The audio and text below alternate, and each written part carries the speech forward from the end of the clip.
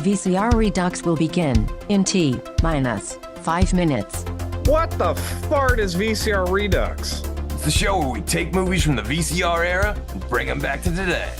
How do we do that? Well, we start by talking about a VHS classic, and usually you'll say something like, I haven't been this uncomfortable since I watched Meatballs 4, Meatballs to the Rescue with my parents. Oh yeah, or you'll say something stupid like, I wish we lived in a world where the Garbage Pail Kids made as many movies as the Muppets. but I know you'll always see it through with a positive attitude. I hate this movie, I hate being here, I hate all of this.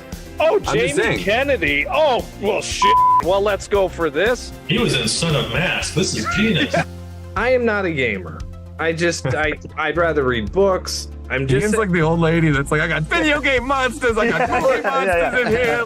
As long as we respect the passion and the artistry that went into these films. You know, obviously they took this movie, it's 93, right? And you're like, what do you want to see in your Mario movie? And they're like, oh, we want it to be grim, we want a lot of death, we want tits and ass.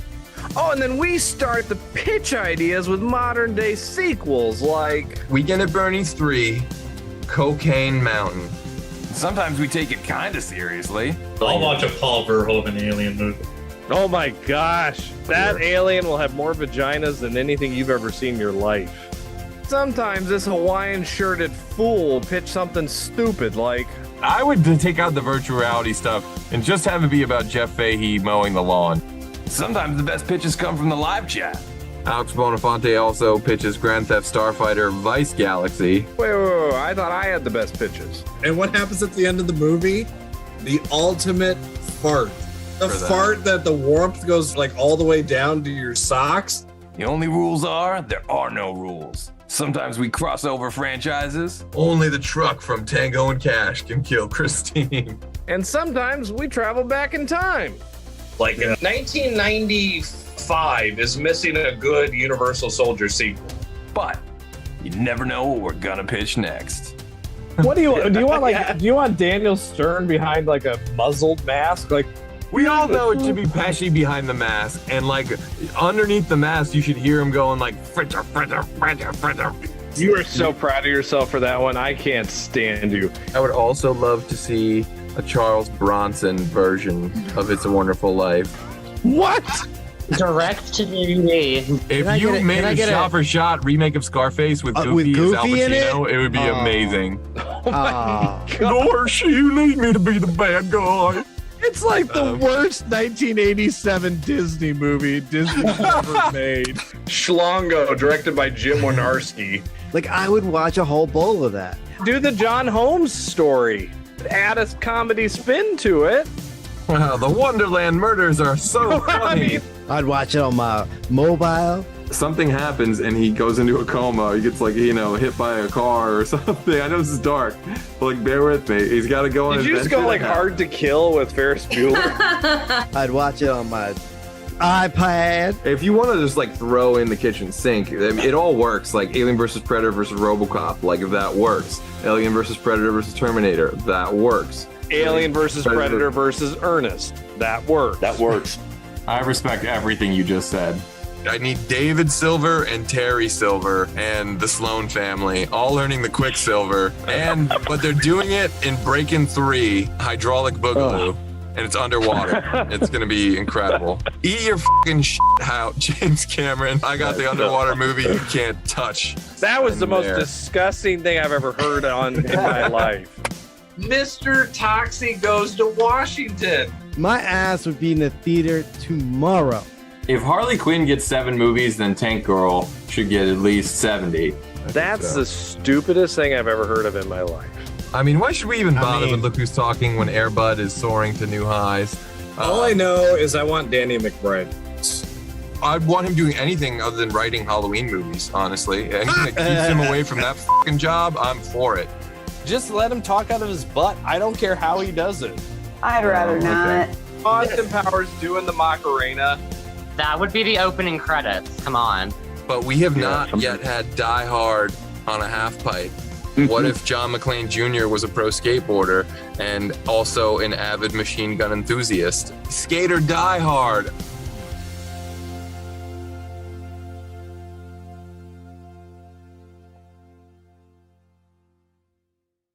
What up, virtual people? Welcome to the 194th episode of VCR Redux, where we take your favorite franchises out of the analog era and bring them back to 2025. I'm your host, pop culture punk Chris Stiles, and film professor Ian Klink is sick from a gas station pizza party, so screenwriting sensation and nightlife ninja Sean Gold is taking his place tonight.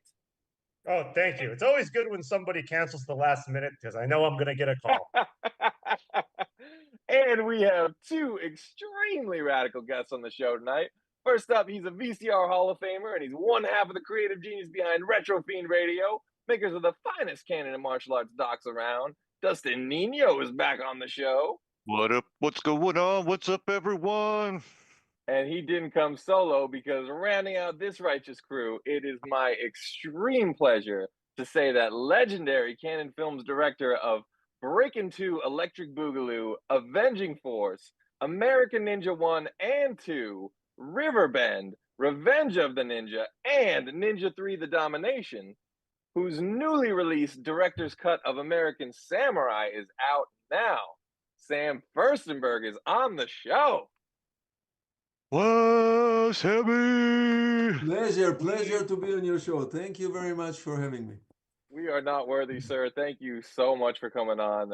We like the word fanboy doesn't even come close to describe what your work means to me. So this settle is down, honor. save it for settle the rest down. Of the I show. know. All right. I'm happy to hear it. I'm happy because we are here today to do the Soul Boogie with Sho Kosugi, to give Lucinda Dickey a V8 hickey, and to make sure the golf course is never the same again.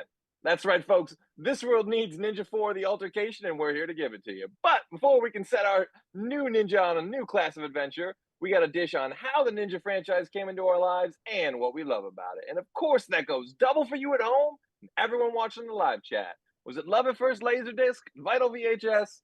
Hit us up in the chat and let us know how the Ninja franchise came into your lives. But Sam, how and when did you first get ninja'd by Golan and Globus? So, as many of you fans know, the company Canon Film was a young company. They just started. It was a veteran company from New York, but some people bought it and they moved it to Hollywood. And they started with all kind of horror pictures they tried. And suddenly, one year, they produced a movie called Enter the Ninja. Enter the Ninja was a brainchild of Mike Stone, the martial artist Mike Stone. He came into the offices one day and he pitched the idea of making a movie about where the hero is a ninja. And this whole ninja concept is really a Japanese culture concept. It's part of the Japanese mythology. And ninjas appeared here and there in some Hong Kong movies. And to the best of my knowledge, there was a television series in Japan about ninjas. But traditionally, the movies are about samurais, not about ninjas. Ninjas are the bad guys in the mythology. The samurais are the knights, are the good guys.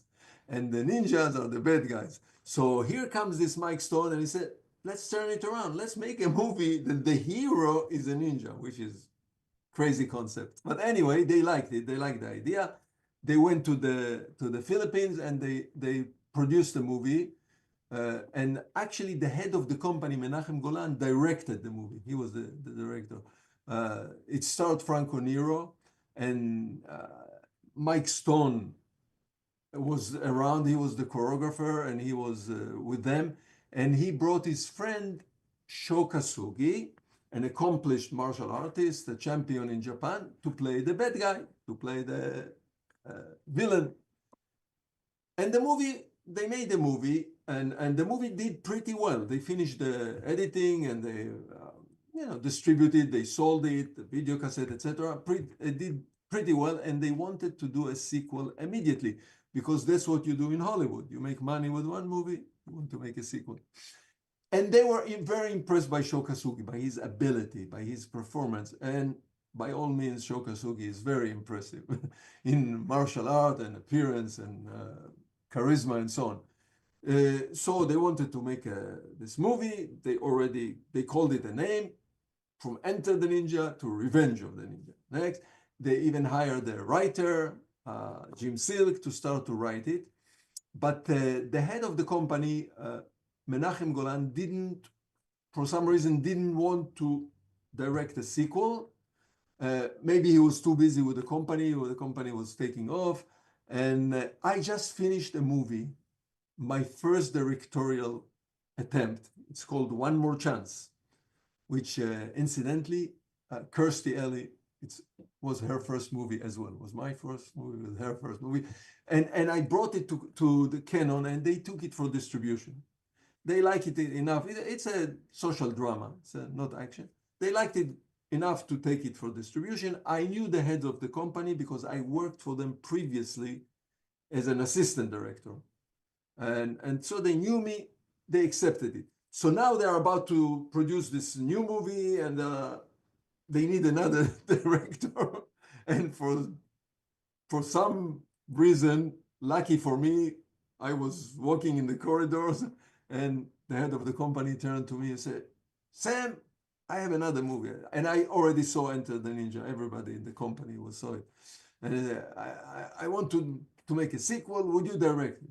I said, "Wow, are you kidding? I will be happy to direct it. You know, a young, aspiring director has a chance to direct a full commercial movie. Am I going not to take this chance?" But he told me, "But there is one problem. It's an action movie. Do you know how to direct action? I don't know if you know how to direct action." I told him, "You know what? I will be there. I will do it. Don't worry." Anyway, I knew they can fire me any day they want. So whatever it is. So that's how I was introduced into this world. I'm not a martial artist. I don't come from this world. I don't know anything about martial art. Sorry, Dustin. And, he's taking the magic out of it. And I've never seen, no. And on top of it, I've never seen a Hong Kong movie. Any of those. I can't hear anymore. Please, leave some mystery. No, that makes the magic even more interesting. It does. So I've never seen any of those kung fu movie. What I did see, I saw all of the Kurosawa samurai movies. Yojimbo, Seven Samurais, Sinjarno, all of them. When I was a film student, I was really taken by this Akira Kurosawa samurai movies. So I knew them by heart. So I had some introduction into Japanese martial arts, samurais, but none of the traditional martial art movies. So anyway, and they told me, when they gave me the job, they told me also, the star is already cast, Sho Kasugi. And we have a writer. He was in the middle of writing. So I was introduced to the star, Sho Kasugi, and to the writer, keep working with the writer. And now Sho Kasugi, of course, he's an expert, ninjutsu, martial art, all kind of martial art, everything.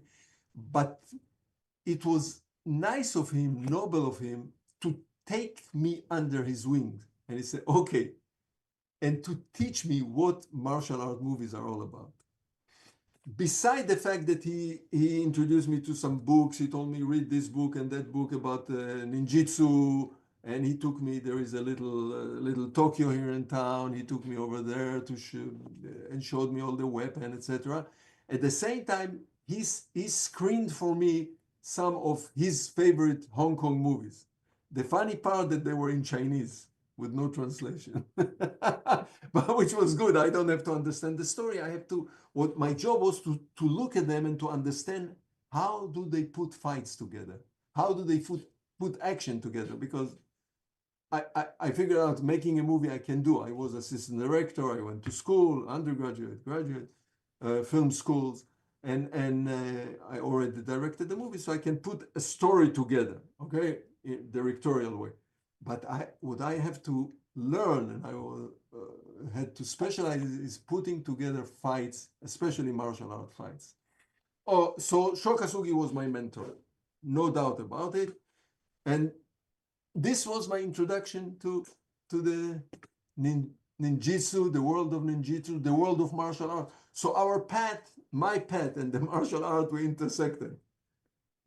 Luckily, I'm happy that it happened. So is the world.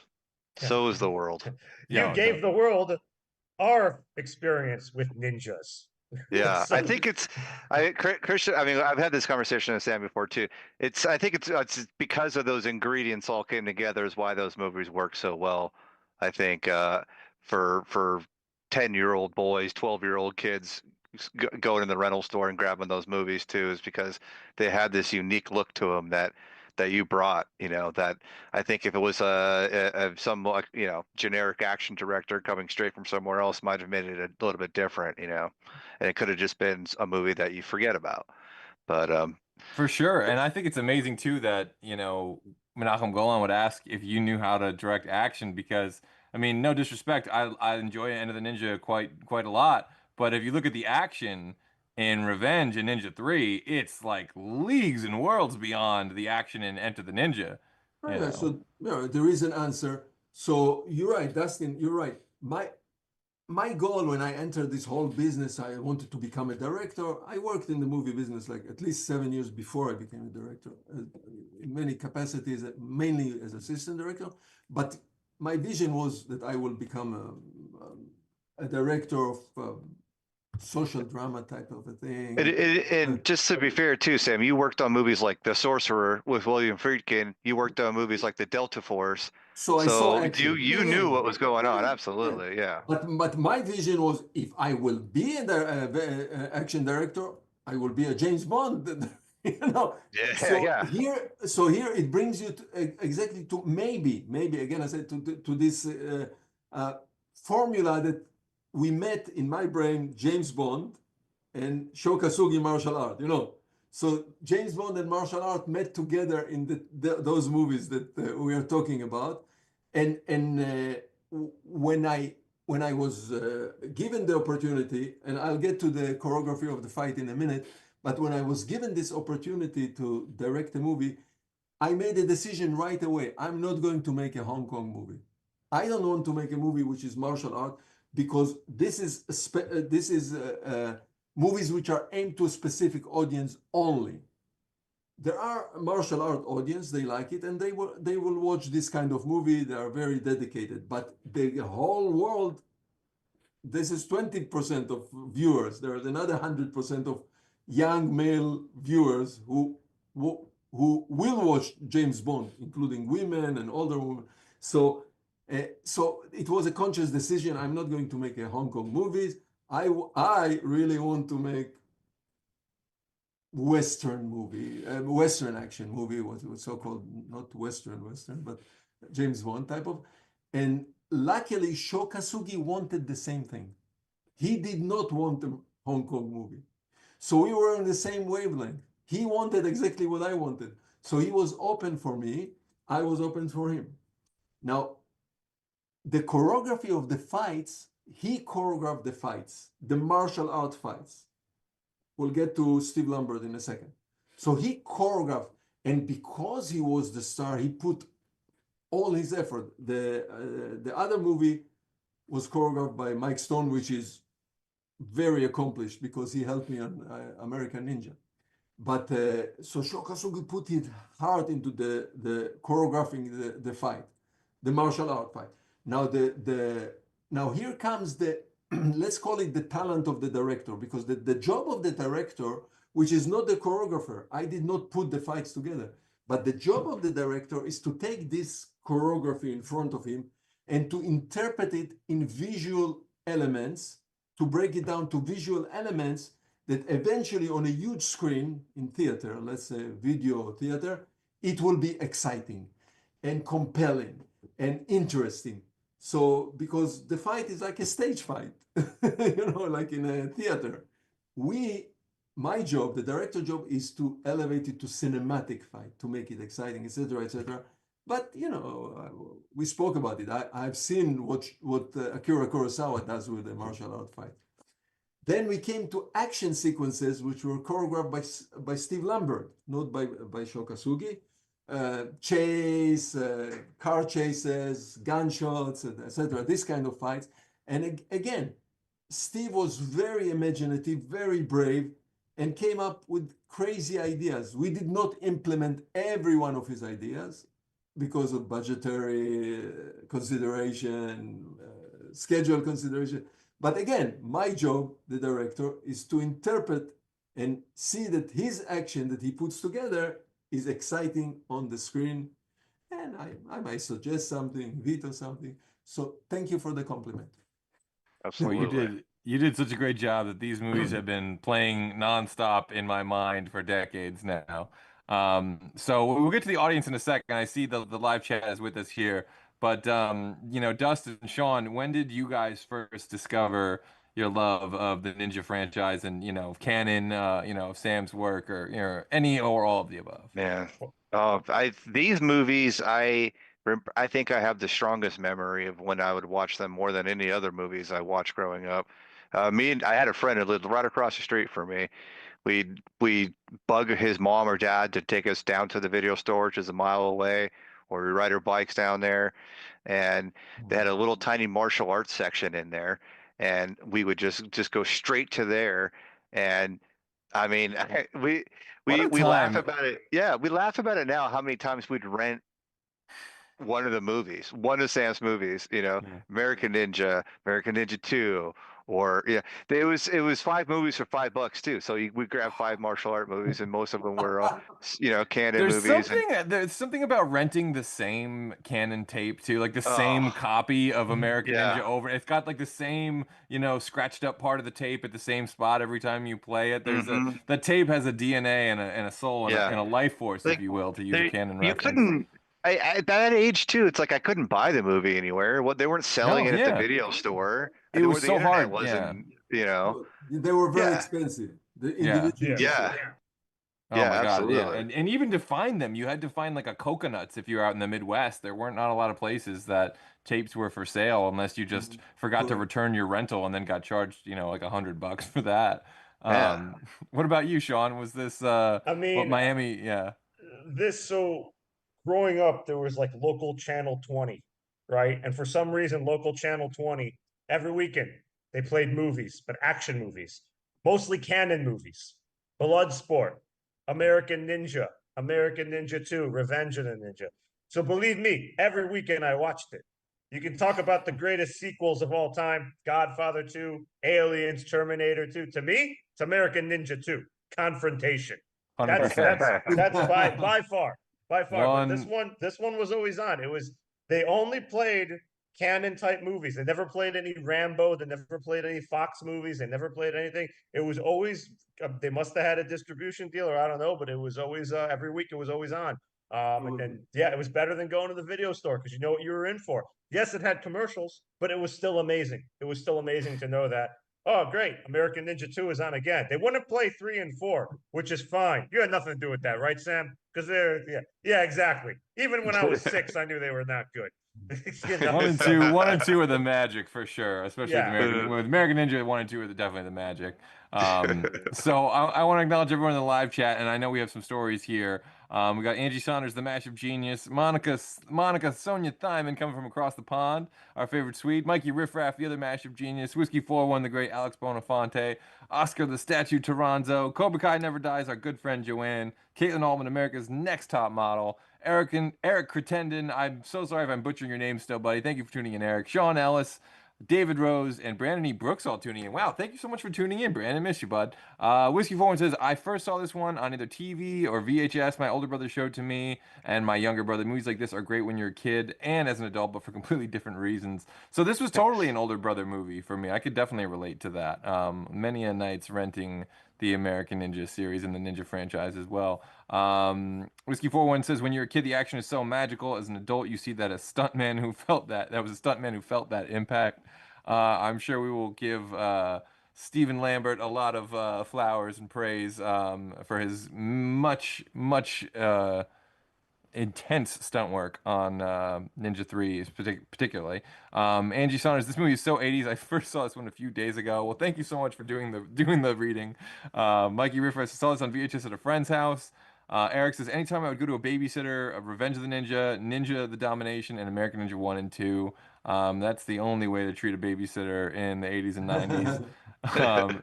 And David Rose asks if you worked on Life Force, the Canon era Tobe Hooper film. I'm guessing the answer to that is no, but No, first of all, let's go 1 second. We'll get to Life Force. So we spoke about Shokasugi, and here is our little Shokasugi doll. Oh, yes. Oh, Better make man. sure It's it's from not the second from Ninja 3, the Domination. Oh, my Oh, God. man. That's so good. So I hope it's not. an artist, a Vietnamese artist, made all the Yeah. characters of all the movies. So, but Hope it's not if filled you with go back to drugs. Revenge of the Yeah, Ninja, I was just gonna say. you get Oh, Oh, Braden. man. Yeah. He's very Yes. good. He's very accurate. With Oh man, I That love mask that. is seared No. into my brain. So, Oh man, that's so awesome.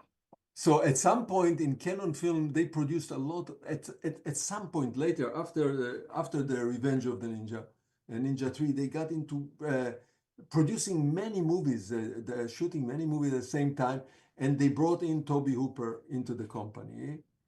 Toby was very famous Chainsaw Massacre and Poltergeist, and there were many editing rooms.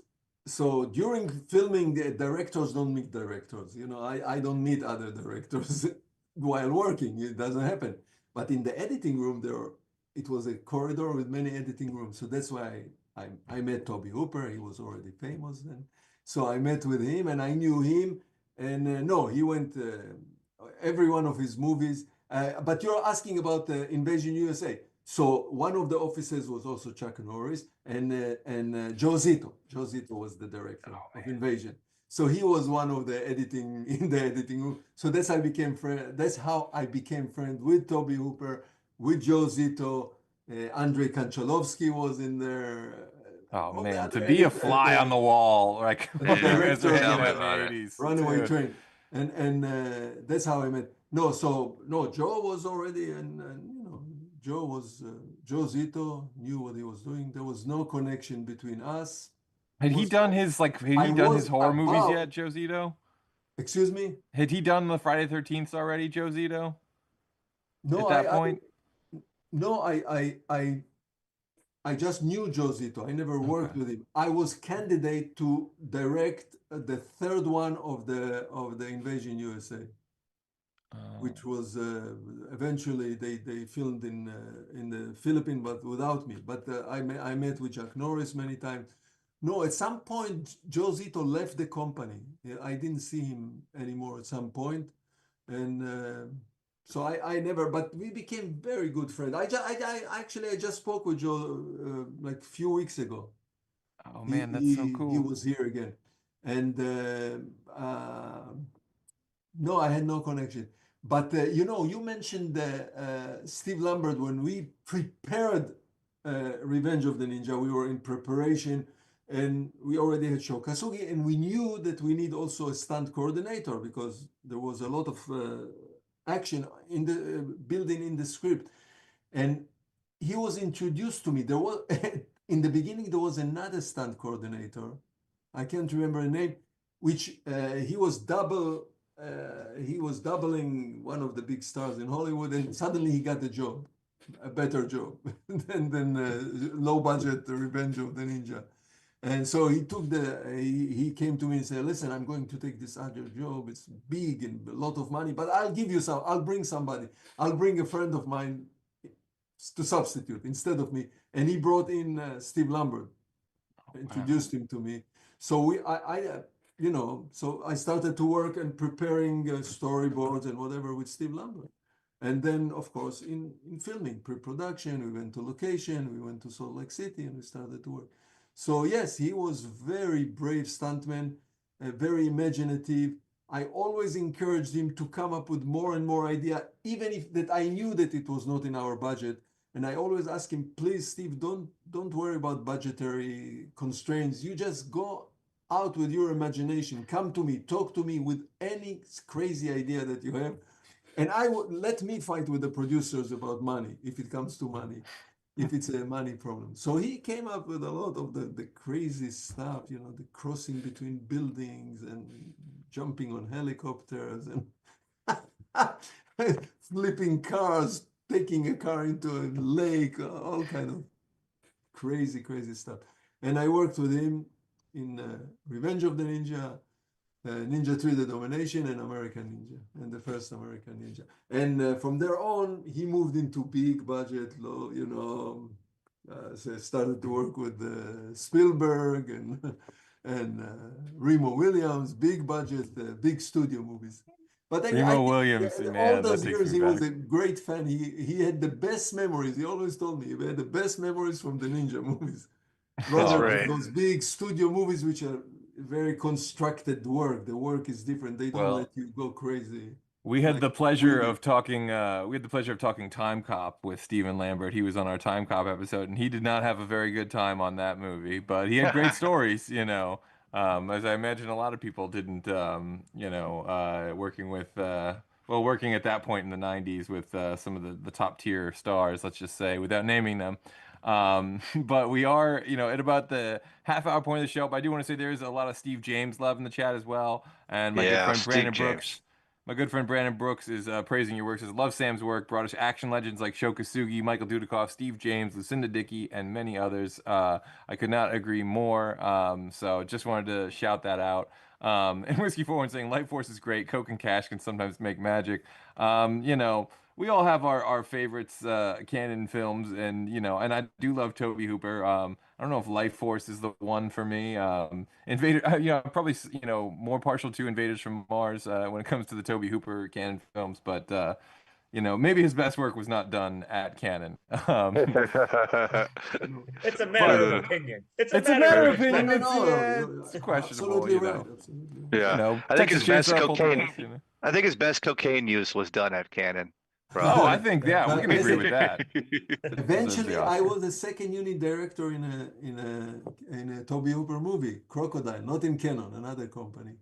Oh wow, great film. They needed there was a need for second unit director, and Toby was very particular, and he was worried about a second unit director coming in and taking over. But because we knew each other and we were friends, he agreed. He said, okay, if it's Sam Firstenberg, he can come to the movie. So I did like 3 weeks of second unit for Toby in a movie which is called Crocodile. Wow. So How's that? That's yeah. It looks, yeah. Well, what was what's a good takeaway from that? You had a good story about that? No, not much. Actually, we worked not in a really parallel. He was working, let's say, daytime. I was working nighttime, but not much. I met with him. Of course, we met every day, but we had a meeting to talk about it, and what it was a horror picture, but I was assigned to do some action stuff, mainly action stuff.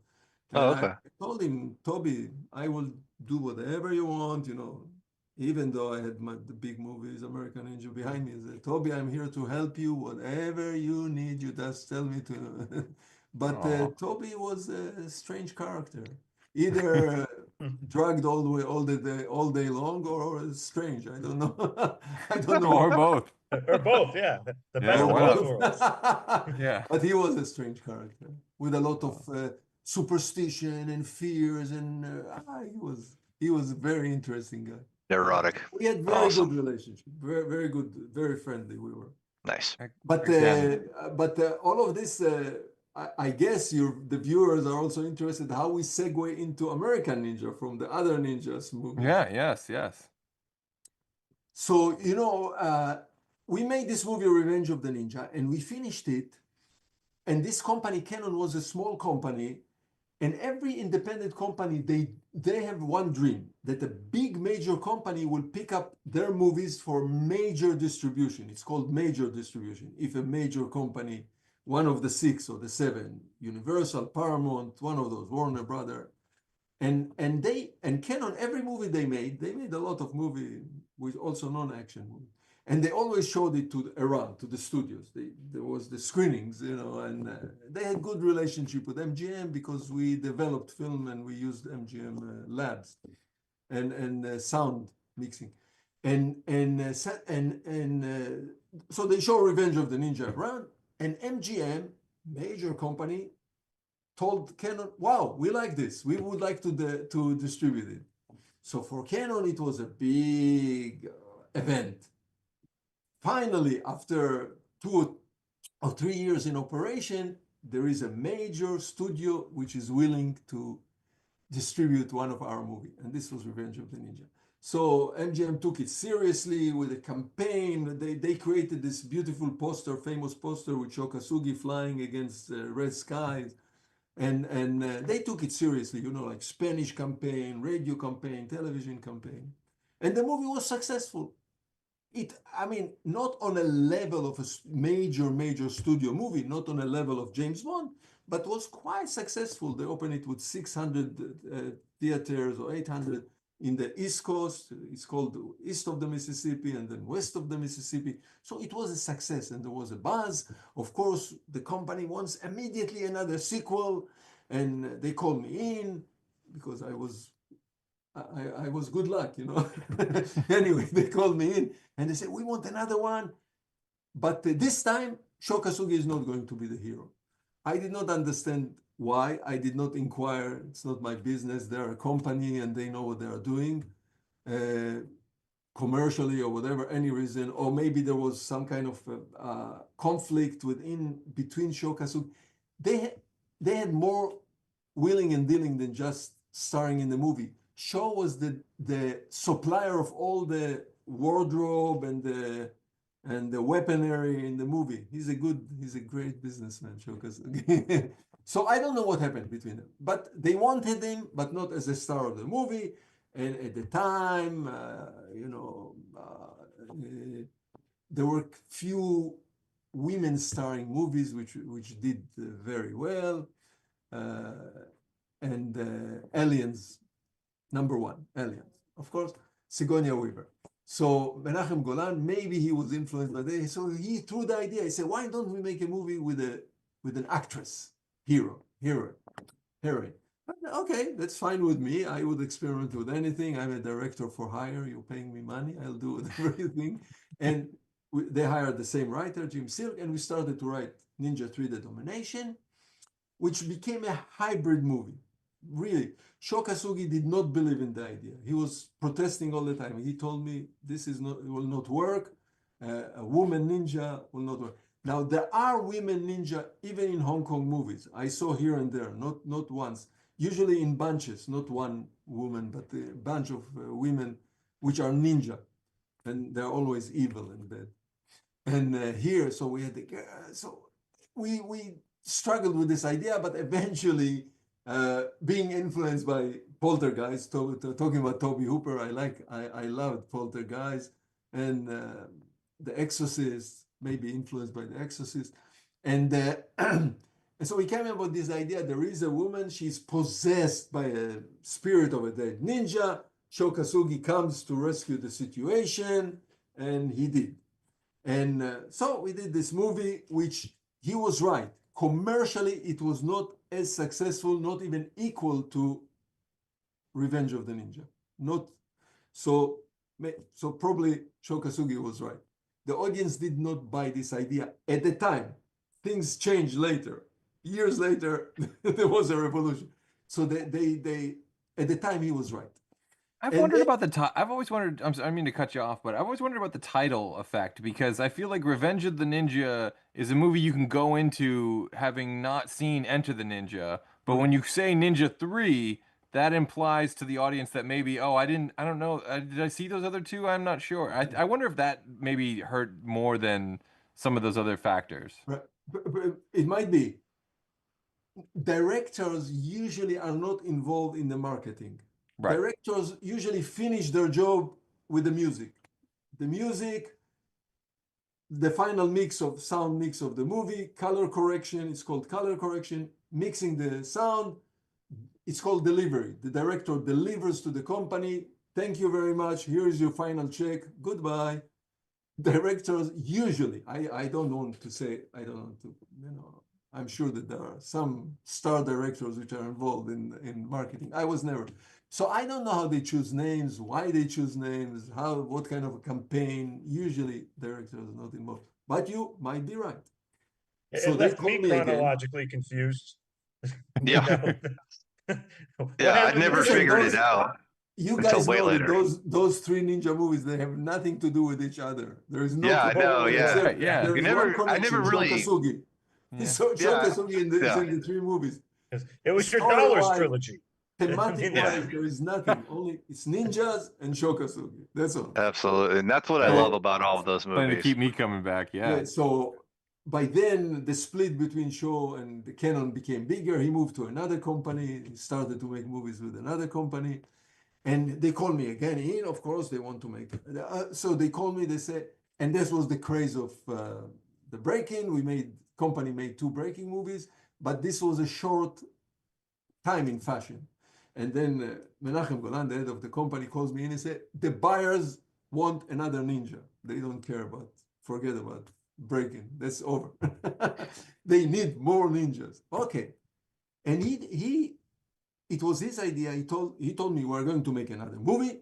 You're going to direct it, but this time it will be an American ninja. And this is double whammy. Not only that we stole the ninja ideas from Japanese culture and made it into Western hero protagonist. Now we are flipping it over and we are stealing it all the way into an American guy is going to be the ninja, not even Japanese guy. I loved the trailer when they said the deadliest art of the Orient is now in the hands of an American. So good. That's how awesome. That's how we segue into American Ninja. Of course, we didn't know at the time, but hindsight, now we know that this was the biggest success of the whole franchise, and it was a brilliant idea, probably from a commercial point of view. Then you got your Ninja Turtles, and you got the Karate Kid, and everything exploded after American Ninja. It was proven that it can be American. So true. Yeah. Absolutely. And that became a big part of the soul of 80s cinema, was American guys doing karate for good or bad. Some movies that, you had talented guys like Michael Dudikoff and Steve James. Some movies you didn't have guys that were so talented, or directors that were so detail oriented, I should say. But I watched all those too, and I loved them all. Give me everything Jan Roberts did. I love all that stuff. It's part of a group. First Blood, American Ninja, Schwarzenegger, Predator. It's a group. Oh, for sure. Van Damme came a little bit later. He came for maybe the Hangover. I think, by the time you get to Van Damme and Seagal, it's kind of like the action genre is starting to get hungover a little bit, There's a little. It's a hungover party, but it's still. But it's great, you cannot throw the greatest party in the history of cinema without one hell of a hangover afterwards, and I think that eventually did come in the '90s. But anyway, there are some pitches already in the chat for some Ninja 4 action. So first one I see comes courtesy of Mikey Riffraff, and Mikey's pitch is: Sam returns as a sensei to stop ninjas from stealing plans for America's new super weapon.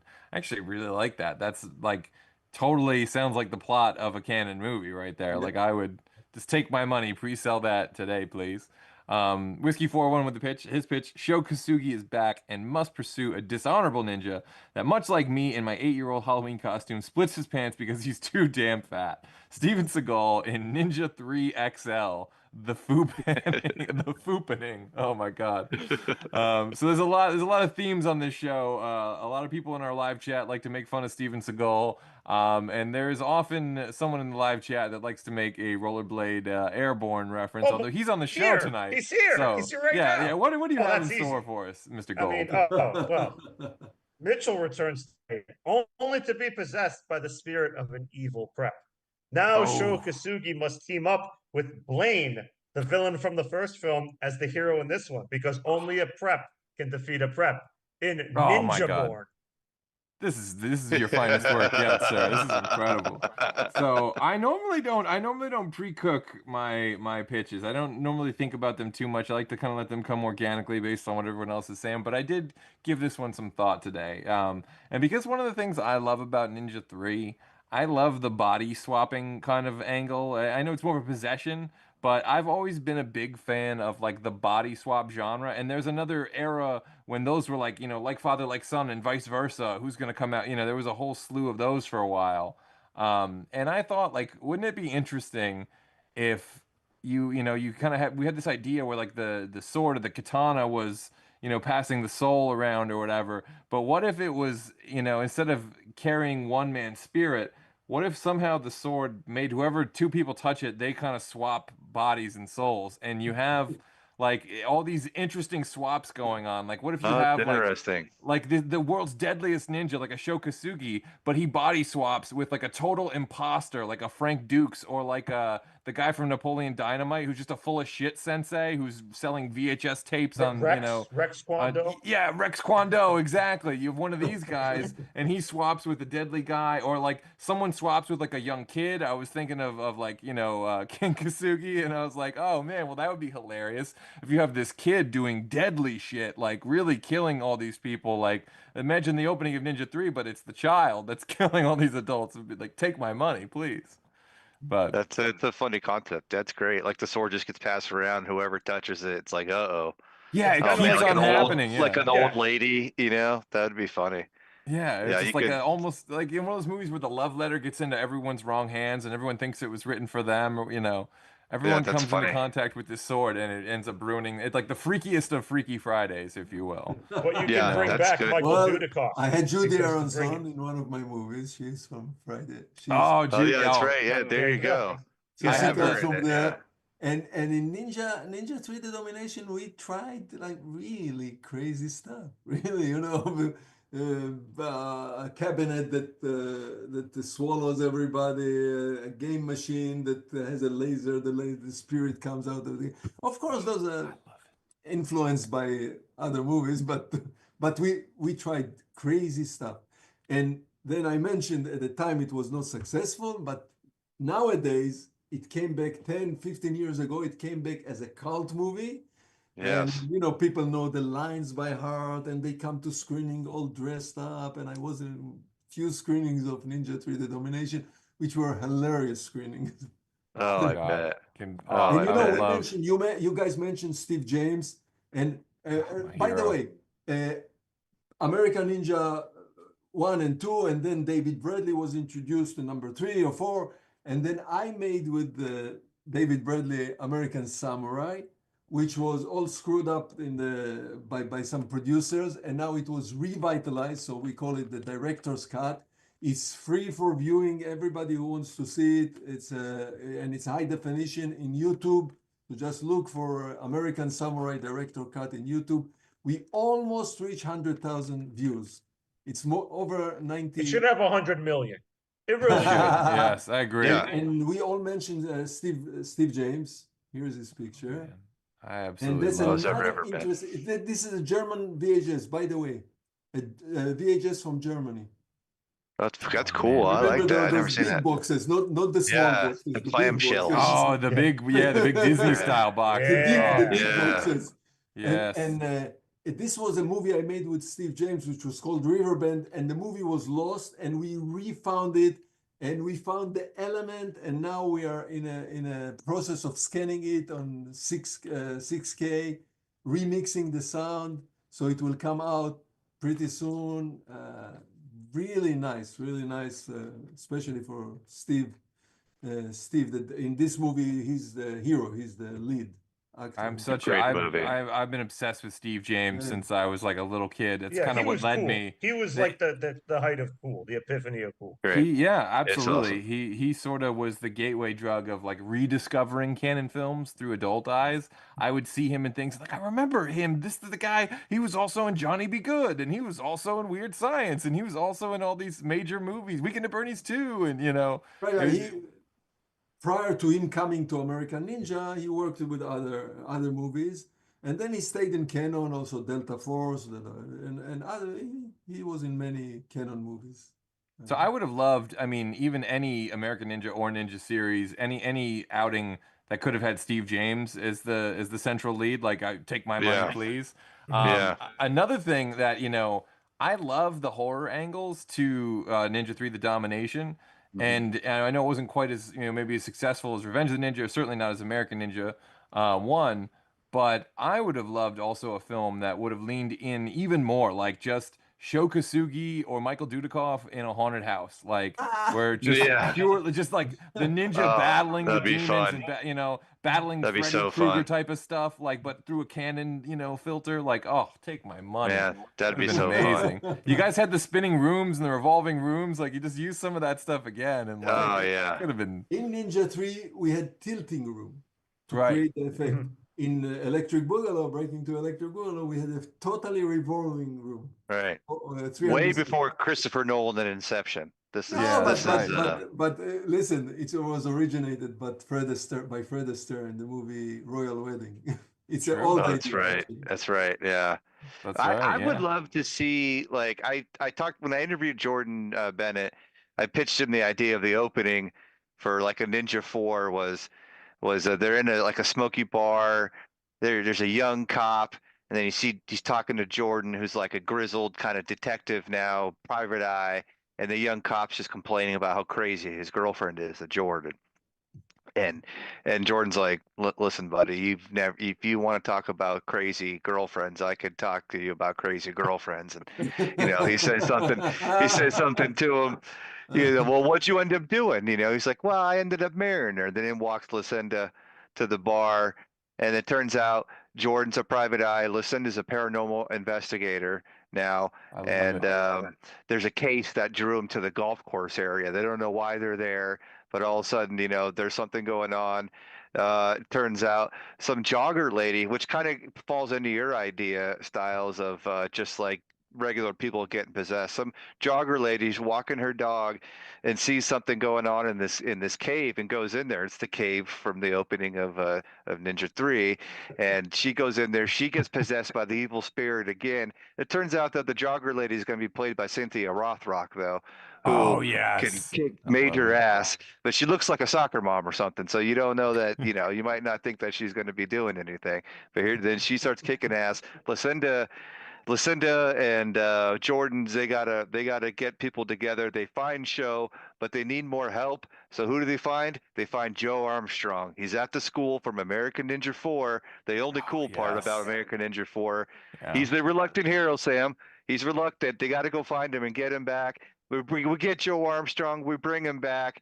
We save the day. Turns out that actually Sho and David Chun character, they were actually brothers or some shit like that, where they actually have a really deep past. Where you find out that Sho actually killed his family, and then that's why he killed his family. It's all this crazy shit. It's all forgiveness, and the spirits come together at the end and resolve everything. And I just wanted a big canon mess. But Dustin, they have a kid.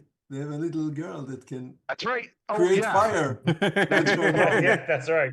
That's perfect. I was thinking there should be another girl that does something like that, and it could be Steve James's daughter, Debbie James. That'd be great if we had her in it somehow. Oh yes. See, I Debbie in there. I thought you were about to go into like my ninja ex-girlfriend territory with that, where it was like when I broke up with her, she was following, and it's all these things she's doing. This like if to keep Lucinda Dickey involved. If it's now that she's got these ninja skills, she's getting back at every guy that ever wronged her, every ex-boyfriend or whatever. That could be kind of a funny movie. It's sort of a ninja rom-com. Why can't we have a ninja rom-com? I mean, we can. No one's saying we can't. There are no rules. Or a ninja comedy or a ninja musical. That's right. Why not have it all? I mean, you got the Ninja break-in, porn, I'm telling you. I'm here for it. Canon had all the Absolutely. everything on the table for this, and probably some cocaine on that table as well. But you had Lucinda had the dancing ability to get the the musical aspect going in there. I don't know if Van Damme could sing, but I'd love to see him try. Why? God damn, this I need this. Put some of it on ice. American Ninja on ice. Michael Dudikoff. Jordan is actually, the Jordan comes from musicals. He's a hell of a singer. Really? He can do everything. Yeah. Oh my God. He comes from music. Man, with if we did Ninja 3 the musical, Jordan would kill it. And a meet cute with Michael Dudikoff and Lucinda Dickey, I would just love that. Man. Just be still Please. my heart. Please take my money. It would be incredible. That's the one thing Canon never did. I don't think they ever really found love. They found sex. I don't know if they ever found love though. You know, I don't know if Hot Chili counts, No, but Konchalovsky, you know. the first movie that Andrei Konchalovsky did for Canon before Runaway Train was Love Stream. No, first there is a movie Love Stream by Canon. Oh. But Konchalovsky made a movie before Runaway Train.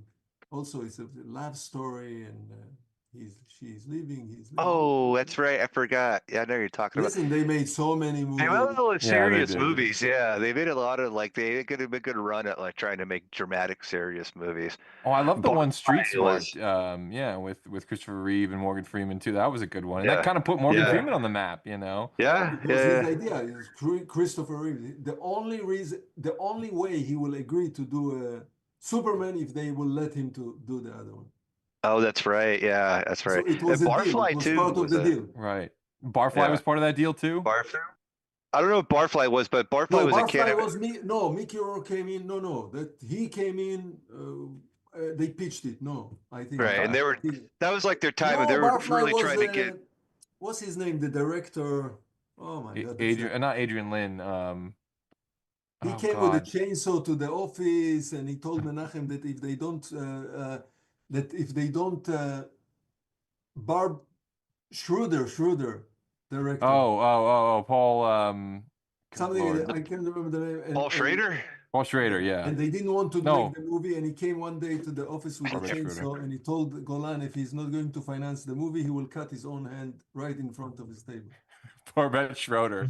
Yeah. Oh, it's. So Menachem got Oh scared. my He said, God! "Okay, Again, go ahead, we make- need make like Barfly." I need like 10 seasons of an HBO show, like House of Saddam style, House of Golan. You There know. are so Yeah. many stories Yes. about Canon, about what happened in Canon from beginning to the eventual fall. And there was like a global was a like a second Canon which I directed for them, American Samurai and Delta Force number 3, which it was still going. You know, it was not, even at the end there was no end, and because Menachem Golan had another company, 21st Century, and Yoram Globus had this global, and they split, and the stories are endless. There are so many. Man. Oh my God. I Well, mean, listen, talking about stories, there are many stories in this book. It's an Yes. interesting book. Stories from the trenches, a lot of Canon and low budget. The stories of the world of low budget at the time. Interesting. I highly Tons suggest and tons of anyone photos and pictures and get that book. interesting book in Amazon if anybody interested. It's Stories from awesome. the trenches. I Here's definitely our have famous to. friend from Revenge of the Ninja, Dr. Tanaka, Professor Tanaka.